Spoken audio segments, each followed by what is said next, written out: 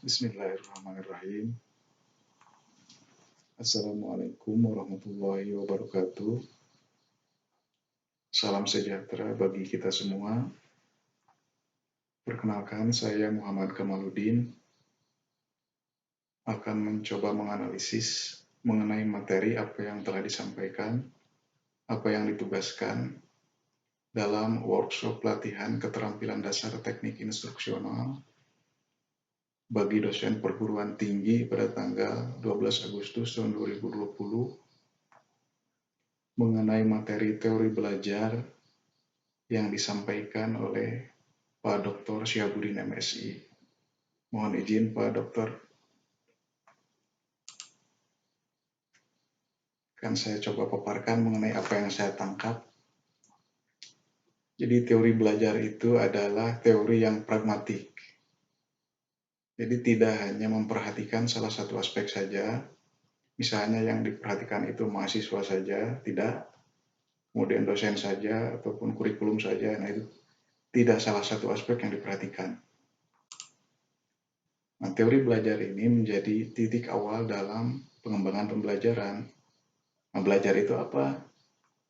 Nah, kegiatan di mana di sana ada proses interaksi antara peserta didik dengan peserta didik yang lain, kemudian peserta didik dengan pendidik dan sumber belajar pada suatu lingkungan belajar tertentu. Nah, itu dinamakan dengan belajar. Apa saja ciri-cirinya individu yang telah mengalami proses belajar? Nah, cirinya adalah adanya perilaku yang lebih baik dan konsisten. Nah, jadi akibat dari interaksi individu tersebut, interaksi aktif individu tersebut dengan lingkungannya. Nah, teori belajar ini menurut para ahli aliran psikologi, jadi dibagi menjadi 5 aliran. Kalau istilahnya Pak Doktor itu ada 5 mazhab. Nah, apa saja? Yang pertama adalah aliran tingkah laku, behavior. Nah, ini menekankan pada hasil dari proses belajar tersebut. Jadi yang ditekankan di sini adalah hasil. Kemudian aliran kognitif. Nah, di sini yang ditekankan itu adalah prosesnya. Jadi proses dalam belajar. Kemudian yang ketiga adalah aliran humanistik.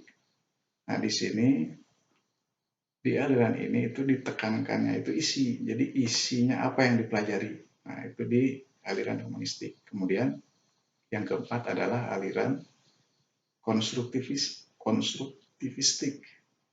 Nah, ini bagaimana di sini menekankan membangun pengetahuan, kemudian gagasan, maupun konsep baru, tapi didasarkan atas pengetahuan awal yang telah dimiliki, gitu. Nah, jadi harus ada bekal awalnya. Nah, kemudian aliran yang terakhir adalah aliran cybernetik. Nah, ini menekankan pada sistem informasi yang dipelajari. Jadi melibatkan sistem IT, informasi. Nah, dalam kelima aliran ini tentu saja ada beberapa kelebihan dan kekurangan. Ada yang lebih menekankan kepada sistem informasi, tapi kurang memperhatikan bagaimana proses belajarnya berlangsung. Gitu. Kemudian ada yang lebih dekat pada psikologi daripada teori belajar. Ada yang sukar dipraktekkan karena tidak mungkin untuk memahami struktur kognitif yang ada dalam setiap mahasiswa dalam waktu yang singkat. Nah, itu salah satunya. Kemudian juga ada yang sukar digunakan. Maksud sukar di sini adalah ada yang sukar dalam konteks yang lebih praktis, misalnya tidak bisa teori untuk kebutuhan pembelajaran teori kemudian diaplikasikan ke dalam praktik, kan harus menyesuaikan, jadi fleksibel gitu. Nah, kemudian ada yang lebih dekat dengan dunia filsafat daripada dunia pendidikan. Nah, itu jadi kelebihan dan kekurangan dari kelima aliran teori tadi. Nah, teori belajar, nah itu penerapannya deskriptif. Jadi apa asumsi dasarnya, kemudian pengertian belajarnya itu apa, tujuannya bagaimana. Nah, kemudian teori instruksional. Nah, di sini berupa preskriptif, jadi menentukan bagaimana pengaruh teori belajar itu, bagaimana penerapan praktisnya. Nah, kemudian penerapannya pada model-model proses belajar mengajar, nah itu tergantung pada kenyataan, di kondisi di lapangan begitu. Nanti akan terlihat bagaimana pengaruh teori belajar ini dalam penerapan PBM-nya. Bagaimana keterampilan mengajar juga akan mempengaruhi. Bagaimana langkah-langkah rinci dalam proses pembelajaran itu juga akan mempengaruhi. Nah, gitu. Jadi, teori belajar itu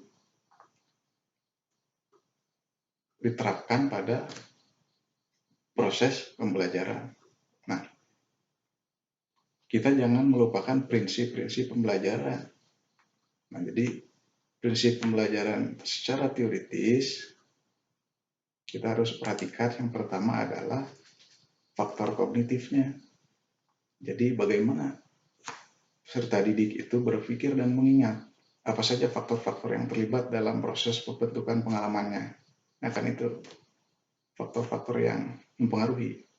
Kemudian faktor afektifnya seperti apa, bagaimana keyakinannya, emosinya, motivasinya, usaha apa yang mereka lakukan untuk melakukan belajar, untuk melakukan mengikuti pembelajaran, bagaimana keyakinan dirinya tentang kompetensi pribadi, apa saja harapan-harapan kesuksesannya, bagaimana minatnya, bagaimana tujuan belajarnya.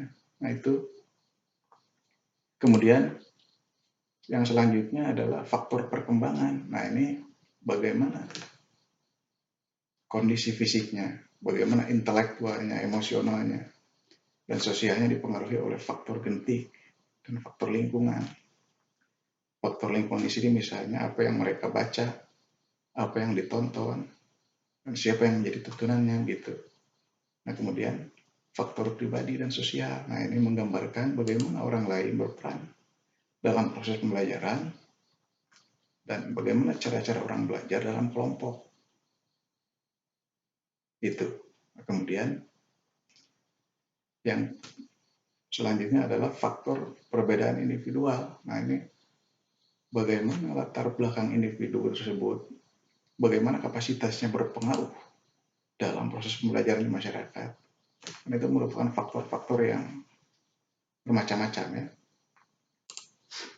Nah, jadi dalam pendidikan itu melibatkan banyak sekali disiplin ilmu, baik itu psikologi, komunikasi, sosial, filsafat, dan ilmu yang lain. Nah, teori belajar ini berakar pada disiplin ilmu tersebut. Nah, tidak ada satupun jenis cara belajar yang ideal untuk diterapkan pada segala situasi. Jadi selalu kondisinya itu menyesuaikan dengan kondisi yang ada, gitu. Nah, dengan uraian singkat ini, analisis ini mudah-mudahan sedikitnya dapat menambah wawasan kita sehingga kita memahami dan mengimplementasikan teori belajar, kemudian dapat memotivasi diri untuk terus belajar. Juga kita dapat memproyeksikan tuntutan belajar di perguruan tinggi itu seperti apa yang disesuaikan dengan perkembangan terkini di perguruan tinggi sebagai naungan kita di home base kita masing-masing begitu. Sekian analisis yang dapat saya sampaikan, apa yang saya tangkap sudah saya kemukakan. Mohon maaf apabila ada kesalahan. Terima kasih atas perhatiannya. Saya akhiri dengan wassalamualaikum warahmatullahi wabarakatuh. Terima kasih.